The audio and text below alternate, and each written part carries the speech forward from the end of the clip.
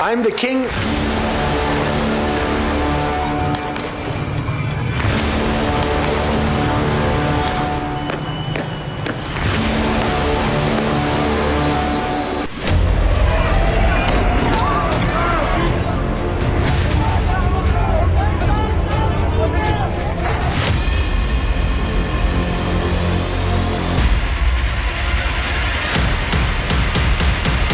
Look, we're watching it very closely. If they start killing people like they have in the past, I think they're going to get hit very hard by the event.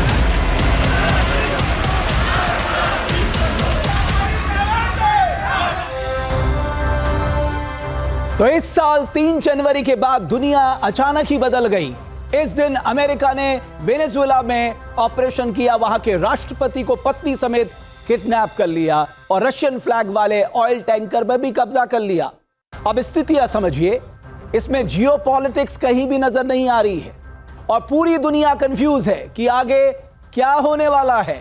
सवाल उठने लगा है कि क्या दुनिया की 3 महाशक्तियां America, रूस और चीन की आपस में टक्कर हो सकती है। पहले यह समझ लीजिए कि इस समय ट्रंप के टॉप 11 टारगेट कौन कौन से हैं और ये टारगेट क्यों हैं। ट्रंप के टॉप 11 टारगेटों की अगर हम बात करें, सबसे पहले वेनेजुएला था। ऑयल सेल्स और रेवेन्यू के लिए हमला किया, राष्ट्रपति मादुरो को पत्नी समेत अगवा किया। दूसरा target Greenland, foreign defence strategy के लिए अमेरिकी शासन चाहिए। ग्रीनलैंड डेनमार्क के अधीन है, नाटो अलर्ट मोड पर है। थर्ड, क्यूबा, अमेरिका को क्यूबा के विरोधी सरकार से परेशानी है। अमेरिका मानता है कि क्यूबा खुद ही खत्म हो जाएगा। मार्को रूबियो के पेरेंट्स क्यूबा से ही अमेरिका भागे थे, यह बात ध्यान रखने योग्य है। चौथा, कोलंबिया, वेनेजुएला के पड़ोसी देश पर कोकीन फैक्ट्री होने का आरोप लगाया गया है।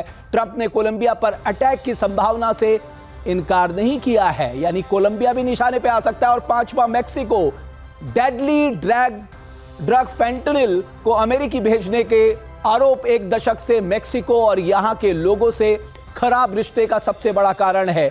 मैक्सिको भी ट्रंप के निशाने पे आ सकता है। ईरान, न्यूक्लियर प्रोग्राम से इजराइल अमेरिका पर खतरा पहले से ही था, पहले ही हमला कर चुके हैं, लेकिन इस दौरान जो जेनजी का प्रदर्शन चल रहा है, खामनेई का तख्ता पलट करने के लिए माना जा रहा है, उसे अमेरिका और इजराइल का पूरा सपोर्ट है। खुलेआम ट्रंप ईरान को धमका भी चुके हैं, ईरान पर डायरेक्ट अटैक की धमकी भी दे चुके हैं। कनाडा को अमेरिका अपना 51वां राज्य बनाना चाहता है। कब्जा करने की संभावना से अमेरिका इनकार नहीं करता। अपने गोल्डन डोम से सुरक्षा देने का प्रस्ताव भी दे चुका है अमेरिका। 8वां, पनामा, स्ट्रैटेजिक वजहों से पनामा कैनाल पर कब्जा चाहता है अमेरिका। सेकेंड टर्म में पनामा कैनाल पर अधिकार जता चुके हैं पहले ही ट्रंप। 9वां है नाइजीरिया, आईएस आतंकियों को पनाह देने का आरोप 2025 में क्रिसमस पर अमेरिका ने बमबारी की थी। और 10वां है सीरिया, असद सरकार पर रासायनिक हथियार रखने का आरोप लगा चुके हैं, केमिकल वेपन की सुरक्षा के लिए अधिकार चाहता है।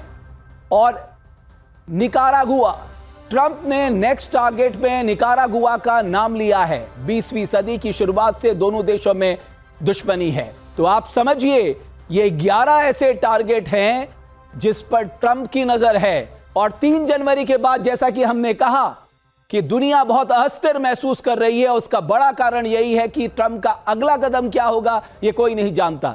तो ट्रंप ने इतने सारे मोर्चे खोल रखे हैं साहब, लेकिन सबसे बड़ा सवाल यह है कि अब अमेरिका की सीधी टक्कर रूस से भी हो सकती है। इसकी 2 वजह हैं, एक तो वेनेजुएला के पास रूसी फ्लैग वाले ऑयल टैंकर को जब्त करना, और दूसरी वजह अमेरिका का ईरान को लेकर आक्रामक तेवर।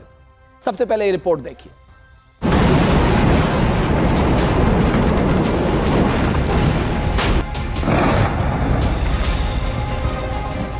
ईरान सुलग रहा है, जनता सड़कों पर है, सरकार के खिलाफ आवाम का गुस्सा फूट पड़ा है, आंदोलन हिंसक रूप ले चुका है। लेकिन खामेनेई के लिए मुसीबत सिर्फ मुल्क के अंदर ही नहीं, बाहर भी है।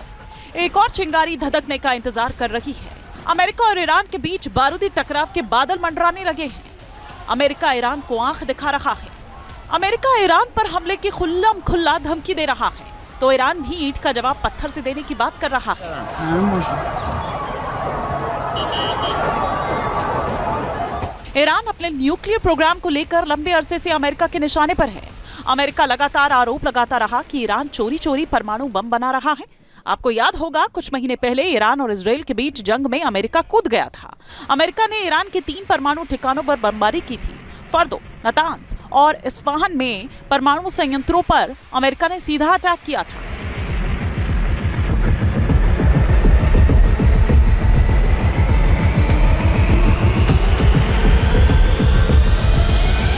और अब यह खतरा मंडरा रहा है कि एक बार फिर ईरान पर अमेरिका का भयानक हमला हो सकता है।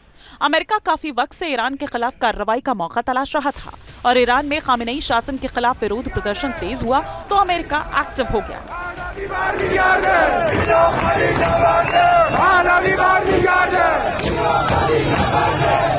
ईरान में सरकार विरोध प्रदर्शनों के दौरान आगजनी और फायरिंग से हुई मौतों के बाद आरोप लगे कि खामेनेई हुकूमत विरोध की आवाज को पुलिस के बूटों से रौंद रही है। ईरान के 100 से ज्यादा शहरों से उठती आंदोलन की ज्वाला में अमेरिका को अपनी कूटनीतिक रोटी सेकने का मौका मिल गया। अमेरिकी राष्ट्रपति डोनाल्ड ट्रंप ने कड़े शब्दों में ईरान को चेतावनी दी।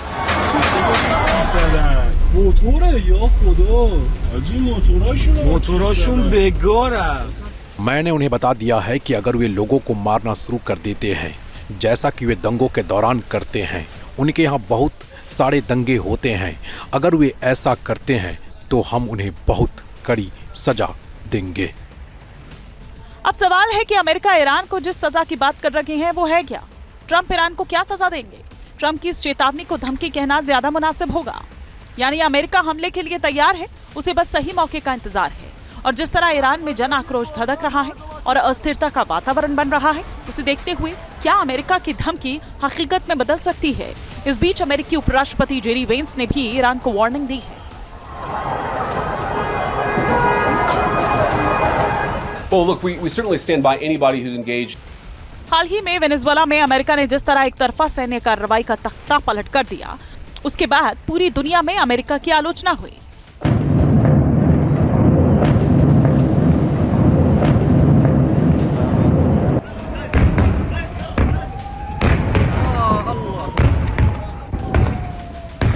इसलिए अमेरिका ईरान में हस्तक्षेप के लिए वहां की जनता के गुस्से को आधार बना रहा है। ईरान में हो रहे प्रदर्शन के बीच अमेरिका के राष्ट्रपति डोनाल्ड ट्रंप ने सोशल मीडिया पर एक पोस्ट किया। ट्रंप ने लिखा, आपको स्वतंत्रता के प्रति गहरा लगाव होना चाहिए। स्वतंत्रता के समान कुछ नहीं। आप साहसी लोग हैं। आपके देश के साथ जो हुआ वो दुखद है। आपका देश एक महान देश था। बढ़ते तनाव के बीच अमेरिकी सांसद लिंडसे ग्राहम ने ईरान के supreme leader Ayatollah Ali Khamenei को हत्या की खुली धमकी दी है। अमेरिका के एक्शन प्लान के दावों के बीच खामेनेई की हुकूमत भी अब आक्रामक रुख दिखाने की कवायद में है। ईरान की सेना अमेरिका के रुख से बेहद खफा है। ईरानी सेना प्रमुख मेजर जनरल अमीर हतामी ने देश को सीधे निशाना बनाने वाली बयानबाजी पर प्रीएम्प्टिव अटैक की चेतावनी दी है।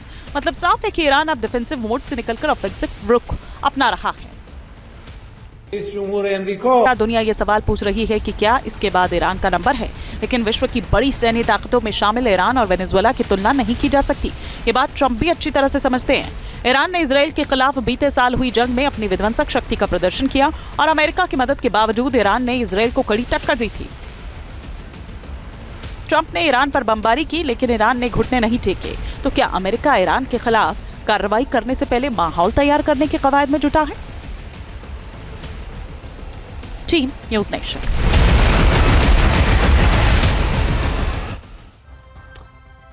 सवाल यह है कि क्या अमेरिका बहुत जल्द ईरान पे हमला करने जा रहा है? क्या ऑयल टैंकर पर कब्जा करके ट्रंप ने पुतिन को युद्ध में खींचने की कोशिश की है?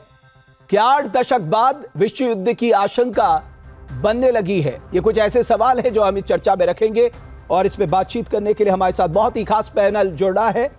मेजर जनरल के सिन्हा साहब, यूनुस खान साहब फ्रांस से मेरे साथ जुड़े हैं, राजीव रामा गुप्ता साहब मॉस्को से मेरे साथ हैं, रोबिंदर सचदेवा साहब फॉरेन अफेयर्स एक्सपर्ट, बहुत धन्यवाद, ब्रिगेडियर जीवन राज पुरोहित मेरे साथ हैं, प्रोफेसर जजाति Patnaik school of international studies से मेरे साथ है, बहुत धन्यवाद, और विभूति झा आप रिपब्लिकन पार्टी मेंबर हैं, यूएसए से मेरे साथ जुड़े हैं। आप सबका मैं बहुत धन्यवाद करता हूं, बहुत स्वागत करता हूं। और शुरुआत विभूति झा साहब मैं आपसे करना चाहता हूं।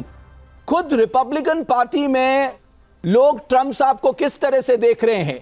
आपको नहीं लगता कि सबसे टकराव मोल लेना ये एक सदी हुई विदेश नीति नहीं कहलाती?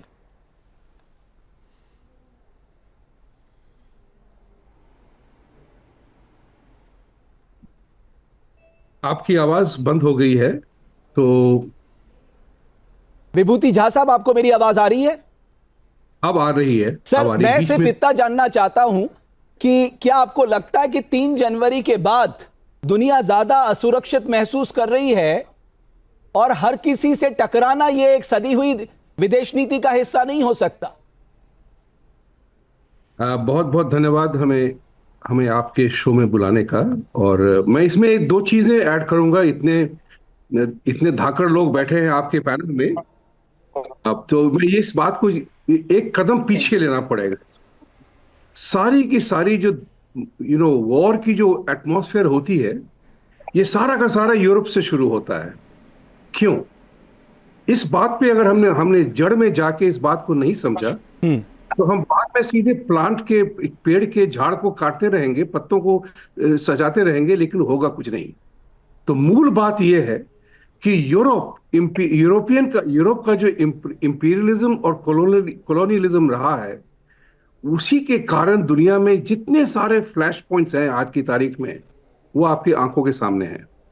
वो यूरोप ने सारी दुनिया को बांट रखा था।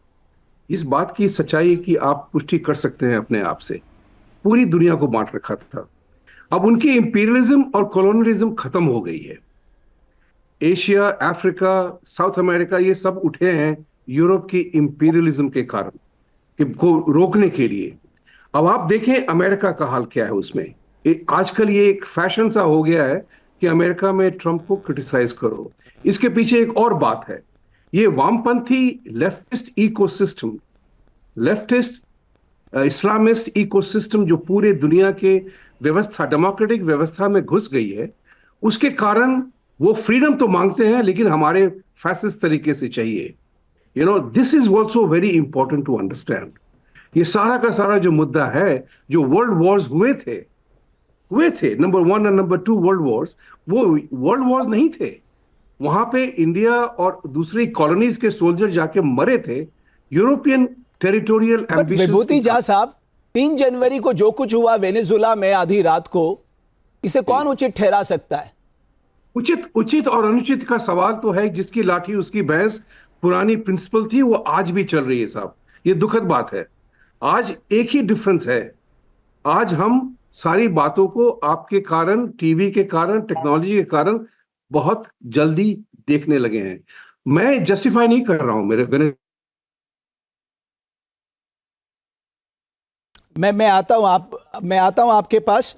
मुझे लगता है कि रोबिंदर सचदेवा साहब, जो विभूति झा साहब कह रहे थे कि यूरोप एक बड़ा कारण है इस सब घटनाक्रम का, आप इसे एग्री करते? तेल ओके, बोलिए विभूति झा साहब, कंप्लीट करिए, फिर मैं सचदेव साहब के पास आऊंगा। आप प्लीज बोलिए। कौन सा था सही और गलत बन गया है? हाँ, ये तेल और क्या कहते हैं, रिसोर्सेज जो होते हैं, नेचुरल रिसोर्सेज, रेयर अर्थ, ये बहाना बनते हैं, ये साधन बनते हैं आइडियोलॉजिकल वॉरफेयर के लिए, between crusade and jihad, between left and right, between democracy and freedom. आज आप देखेंगे कि सारी की सारी woke army, leftist forces are using freedom as the fault line of democracy. मैं मेन मुद्दा इस बात पे कहना चाहता हूं। इधर उधर की हरकतें होती रहती हैं, ये हमेशा होती रहेंगी। इस बात को हमें मानना पड़ेगा। आपके मोबाइल पर तुरंत आएगी ब्रेकिंग न्यूज। स्क्रीन पर सबसे पहले दिखेगी बड़ी खबर। देश दुनिया की हर खबर एक जगह। अब आपके मोबाइल पर तुरंत फटाफट इंस्टॉल कीजिए न्यूज नेशन ऐप और रखिए खुद को अपडेट।